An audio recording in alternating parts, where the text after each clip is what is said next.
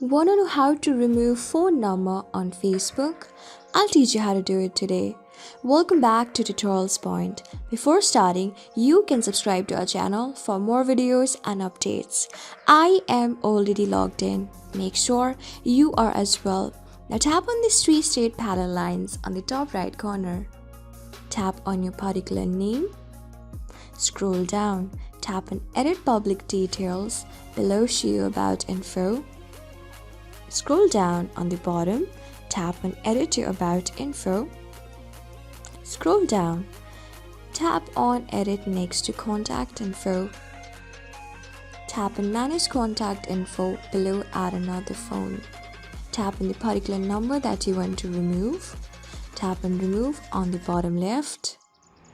Tap on I understand I could lose access to my contact. Next to it is a blank section. If you agree with it, tap on this blank section and tap on remove number.